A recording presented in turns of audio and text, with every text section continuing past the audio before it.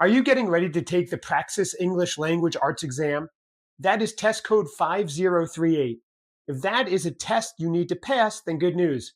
My name is Bob, and I am a test prep expert with study.com, and I'm going to help you and walk you through everything that you need to know in this video. We are going to cover everything that is on the test, how to best prepare, and my top 5 strategy tips so that you are ready for test day. All right, let's jump in. About the test.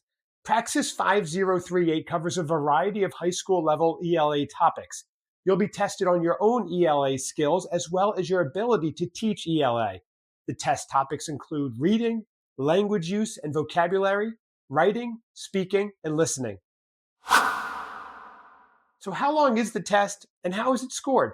Praxis 5038 is a long one, 2.5 hours and about 130 questions. This gives you a bit over 1 minute per question. So strategy tip number 1, aim for about 50 seconds per question so you have cushion for harder questions and longer passages.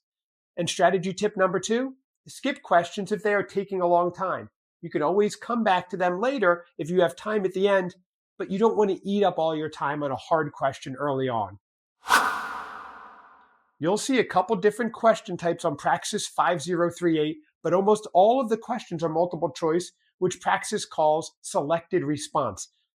Most of the multiple choice questions will have a single correct answer. You'll also see some questions where multiple responses are correct. You can identify these questions by the phrase select all that apply. There are a few other types of questions that are less common. We'll go over these in more detail in other videos. In many cases, you'll read short passages and then answer a couple of questions about the same passage. So we've covered the basics. Now let's dive into some test specifics and what to expect from the individual questions themselves. On Praxis 5038, there are 3 main content categories that you need to be comfortable with. The categories are reading. There are about 49 reading questions, which is 38% of the exam. A lot of these are passage-based. Language use and vocabulary. This category has the fewest number of questions, about 33. Writing, speaking, and listening has 48 questions, about the same as the reading category. Despite the category name, you don't need to write an essay or do any speaking or listening on the test. Let's dig into each content category a little bit more. Also, check out our channel for videos that go into a lot more detail for each category. These walk through lots of sample problems so you can get a good understanding of the types of questions on the exam. Reading is pretty broad, covering fiction and nonfiction, text analysis, and teaching literature to students. It will test your knowledge, major works of literature and their historical context, as well as the characteristics of literary genres and forms.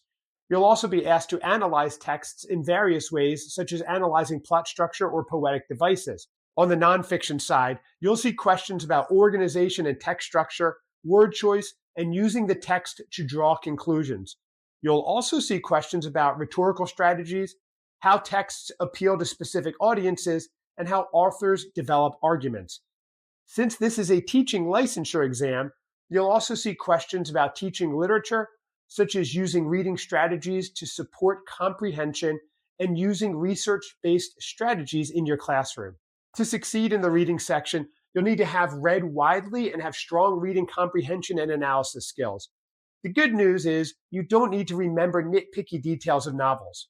Questions will ask you to identify literary movements, authors belong to, or particularly memorable devices or events from novels.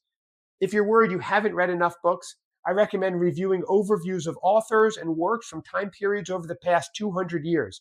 You can find overview lessons on study.com that will give you a crash course on important books. Here's an example question about Ernest Hemingway. You can see you don't need to recall details from Hemingway's life, but you do need to be able to situate him on a mental timeline to know that his career fits within the modernist literary movement.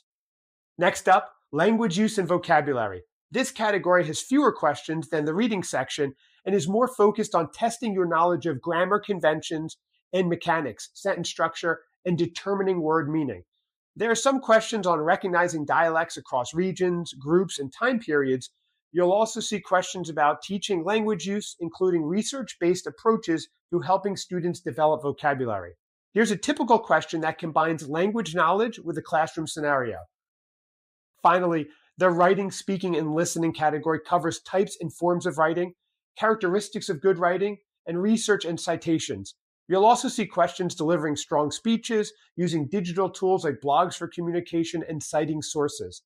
There will be several questions related to teaching, including assessing students' writing, using research-based practices to teach writing, and strategies for facilitating student discussions. Here's an example question that asks you to identify the type of writing. As you can see, the passages in this section are usually short. Strategy tip number 4, read the passage, question, and answer choices really carefully. Yes, you need to manage your time per question, but if you zoom through passages, you may fall into traps and make careless mistakes. For passage-based questions, make sure you can find evidence for your answer choice in the passage. How to prepare. The Praxis 5038 covers the full range of high school English. It's a lot of material. Although you've probably learned most of the material during your years of English and education classes, you may have forgotten a lot of the details, especially the nitpicky grammar rules or authors of literary works you read years ago. So what's the best way to prepare? A great way to figure out how to focus your study time is by starting with a full-length practice test. Study.com's test prep courses offers multiple so that you can identify where you need to spend the most study time.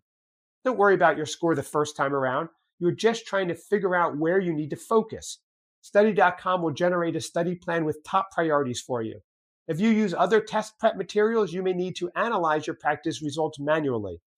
Watch lessons to review the topics in your study plan and do practice problems or make flashcards to transfer the material to your long-term memory. And that brings me to strategy tip number 5. Practice, practice, practice. There is no substitute for working through sample questions that mirror those that you will face on test day. Each practice question that you do is going to help you be a little more prepared for test day. Every practice question that you do, the same type of question. When you see that question on the test, you will think, oh yeah, I just did something like this. That is going to help you a ton. You can prep in a number of different ways. I'm going to recommend Study.com's Praxis 5038 ELA test prep course. It covers everything that I just went through, but in a ton more detail, including short-form videos that explain all the concepts you're going to encounter on the test, along with a huge bank of high-quality practice questions, complete with answer explanations so you can learn from your mistakes. All the content has been written and vetted by former teachers, and users who complete the course have a 92% pass rate on the test, so yeah, a great resource for you. Also, please check out more videos in this series. We have Praxis 5038 question walkthroughs here shortly so that we can tackle some specific questions together and as well as information for a bunch more Praxis tests. So if you found this video helpful, please like and don't forget to subscribe and hit that notification bell to get alerted when new teacher test prep content drops. And also, I want to hear from you. Let me know down below in the comments if there are specific tests or questions that you are struggling with that we should cover here. And don't forget to circle back once you have passed your Praxis 5038 test so that we can all celebrate with you. Take care.